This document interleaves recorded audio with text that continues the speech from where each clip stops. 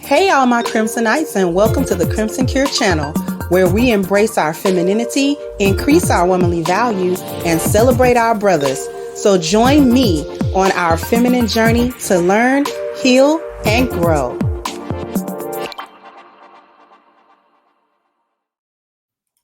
Hey there, my Crimsonites, and welcome to the Crimson Cure channel. I'm your hostess, femininity coach, and author of the Crimson Cure, and this is my perspective. So I'm not going to waste too much time. Let's get to the video. Hello, my name is Lisa. I'm from South Africa. I'm currently based in Shanghai, China, and I work as a kindergarten teacher. On Wednesday, August 23rd, during a disagreement, the HR manager at my job, a guy, punched me on my face. After he punched me and I was screaming, trying to get out of his office, he pushed me down on the couch, telling me that I needed to sit down. I screamed and I was trying to get my phone so I can take pictures and videos of what was happening. Instead, he grabbed my phone and said he didn't have my phone anymore. I don't know how I got out of the office, but somehow I got out. And I was running in the passage of this kindergarten trying to get help. There were various women there. All of them just watched and did nothing.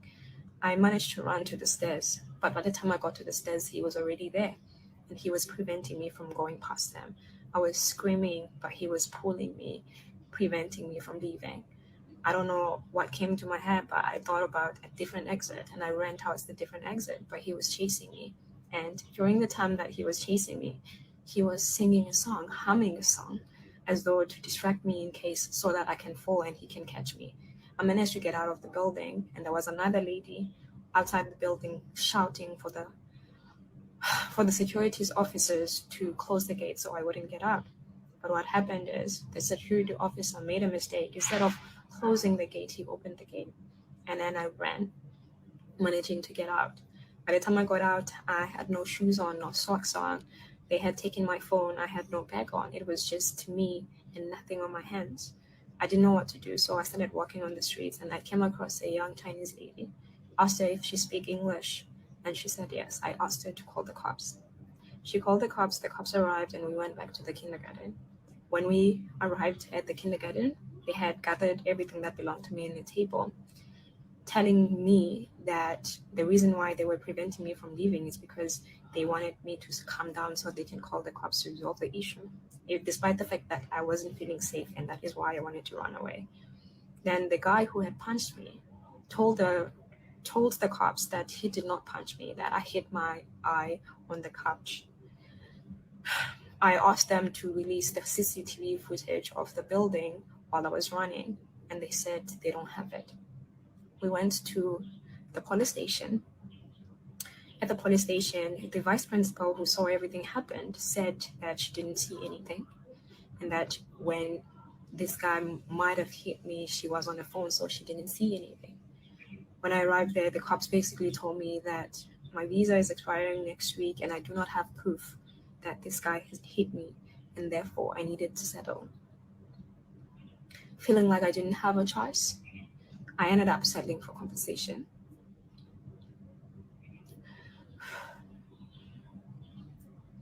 I'm making this video because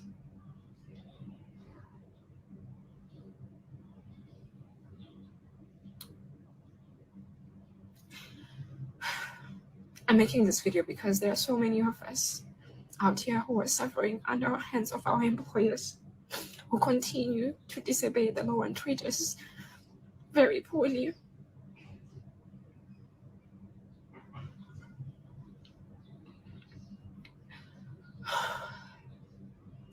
And I'm also making this video because I feel very powerless in this situation. They told me that if I talk to anybody or go to the media about the situation, then they would sue me and I would have to go to jail or get deported. They also threatened to put me on some teachers' blacklist in China so that I would never get a job in China. They also refused to give me any documents that would allow me to work anywhere else in China during this moment. but I'm not okay with just keeping quiet and pretending that this is okay and this nothing happened. And I hope if you seeing this video, you pass it to as many people as possible so that people know that this happens to me.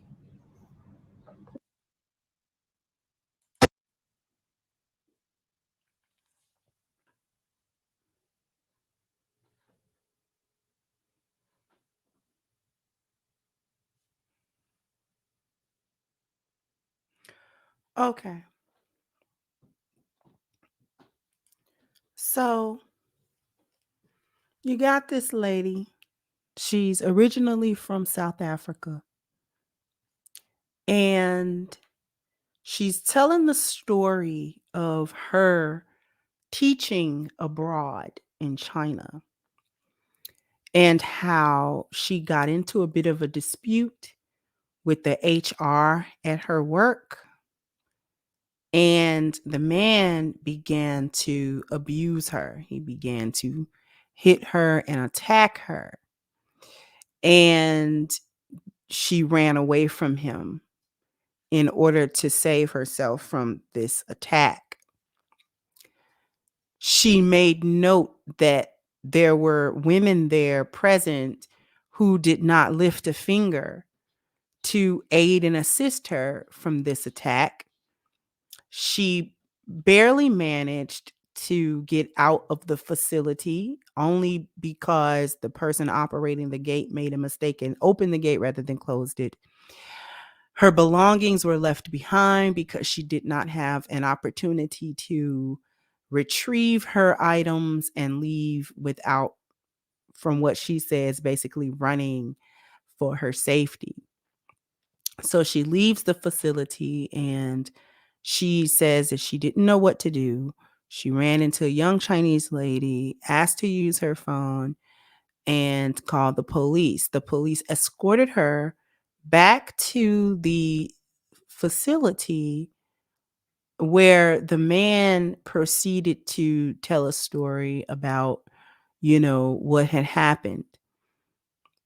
And they sent her on her way and basically told her to keep her mouth shut or else. Now, from what some of the comments say, she's back in South Africa. It illustrates what I was talking about with the other video with the woman in Italy. And I said that even if you go to, and I hadn't had access to this video when I made the last one. And that's when I made note of the hypothetical scenario that if something were to happen and you go to the police of that country, you're going to be the blame 9 times out of 10. These people are not going to turn against one another, even if it's justified. They're not going to do that. They're going to stick together. You are a foreigner. It doesn't matter if what you came there for. It seems as if she came there to work, but that doesn't matter to them. It's actually it's worse than being a tourist, because when you're a tourist, you're pretty much going to the designated sites, right? They're gonna put on a more friendly face. They're going to have a friendlier attitude because no country that is has any sense is going to ruin their tourist economy by being overly or excessively rude and unpleasant. They want people to have a pleasant experience. They want to present only the best aspects of their culture and things of that nature. They want people to come back.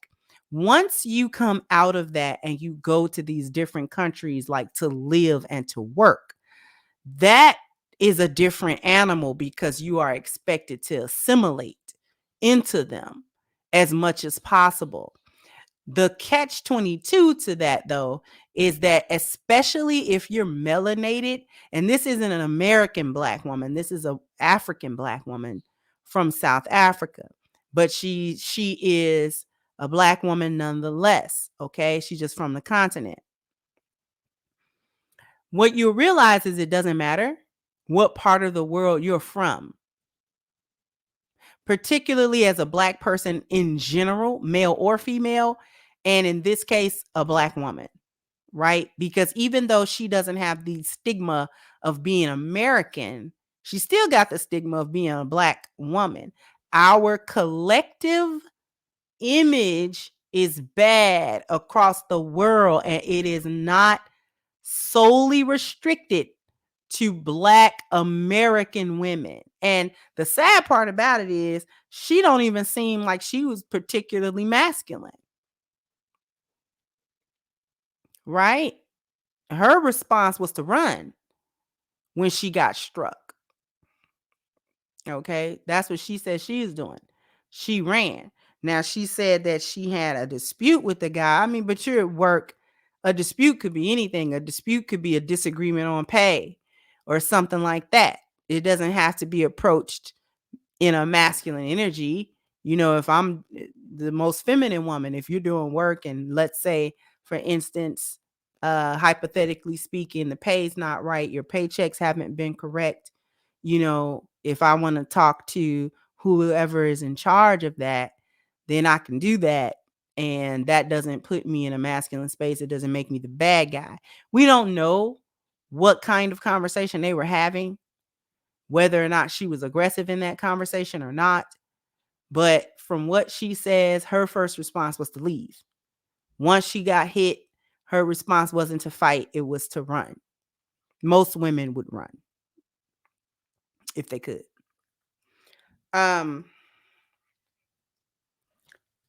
So this has happened to her. I keep telling y'all. So when she got with the police, they're not going to investigate the headmaster at the school or whatever. They're not going to do that. They're going to threaten her. You're the outsider. You're expected to assimilate, but you're also expected to know your place as a NIGGER. That's what you're expected to do in many places across the world that have zero respect. The other part of this is I heard no mention of a husband. I heard no mention of a father or any other man that would be there with her to cover her, to protect her. So even as soft-spoken as she sounds, beloved, where's your covering? Were you perhaps one of these strong, independent women who thinks that they can travel the world and that they won't be harassed or they won't be harmed? It is a different story when women travel alone. You don't have to be a statistic or end in tragedy, but you do become a target once people realize that you are indeed alone. You're in a foreign place. You're the foreigner. You're the outsider. Not only are you the outsider, you are shockingly different in appearance because places like mainland China and the island of Japan, these are homogenous places. So the people look alike. If you're Japanese, you look Japanese. If you're Chinese, you look Chinese. Like, you know what I mean? It's not America where it's a melting pot of different people and we're accustomed to seeing different people, which is why we classify ourselves based on race and identify ourselves based on race in America, because we're not a homogenous people. American doesn't mean one type of people. It means anybody that was born and raised here, right? And that could be Black, it could be white, it could be Spanish, it could be anybody, right? In other places where it is more homogenous, they identify along the lines of class in a lot of cases, okay? In other places, like certain countries in Africa, where there are different tribes, they identify by culture, they identify by tribe, language, things of that nature. They can't do it by race because they all look the same in terms of they're all melanated, but they don't all have the same language and they don't all have the same cultural practices and things of that nature. So they identify themselves based on that. Why am I saying that? Because it is China, like other countries, like a lot of other countries, are homogenous. So when you come there as a melanated person, that's automatically they're looking at you side eye, right? And then trying to live among them, you trying to work. So there is a higher level of assimilation that's going on that than you would do if you were just visiting. So you need to learn their language and their cultural practices. Those men lay hands on those women. They will lay hands on those women. They do not have any real compunction about it. What y'all have to understand is that feminism doesn't exist everywhere. It may only exist where you're originally from. There are a lot of Western thinking places in Africa. Of course, America is a westernized country, right? There are other westernized areas and countries that have participated in feminism. So the women believe that that construct follows them everywhere. No, when you go to other places, you don't really have rights. You don't. You don't. They see you as a woman, they see you as needing to know your place and not get out of it. And a lot of times, well, sometimes or whatever, they're going to not necessarily be fair about that. She's not only a woman, she's black. So they're going to look down on her. We realize China's colonizing different parts of Africa, correct? So they already believe in a superiority complex. You can see the way that they put hands on black women in America in these beauty supply stores. These Koreans and other Asians will put hands on you. If you come into their restaurants, come into their beauty supply stores, things of that nature, and they don't like the way you're behaving or they think you stole something or whatever the case may be, and you get loud and you cuss them out. And this is in your country. This is in America. They're probably immigrated here, first or second generation. And they'll have the audacity to put their hands on you. We'll lock, many cases we've seen, they'll lock the beauty supply store door so you can't get out. And they'll jump you in there. So you already have a glimpse into the minds of how these people think about you. I don't know why. This is one of the follies of women traveling and going abroad from wherever their homeland is to another place that's far away and drastically different culturally, and think that they're going to have the same freedoms and mobility that they had in their area. Your mobility is restricted either by law or by cultural social standards. And you can say it's not fair, it's not right, and maybe it isn't, and maybe it is, and maybe it isn't. But at the same time, this is why you don't go places without no covering. She could have taught in her homeland. She could have been a teacher in her homeland. You go to China to teach. They got enough people over there to speak English and teach that to their school children. What you over there for, sis? For a teaching job of all things. Something you could have got locally.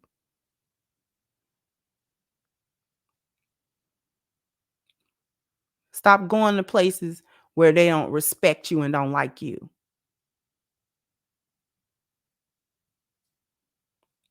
Them people gonna band together against you. No guarantees.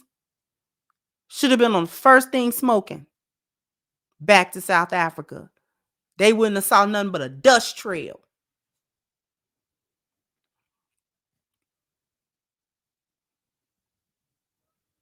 trying to seek justice in these places, a lot of times that is an exercise in futility, because these people are not going to separate and, punish each other for their mistreatment of you, because they don't care about you.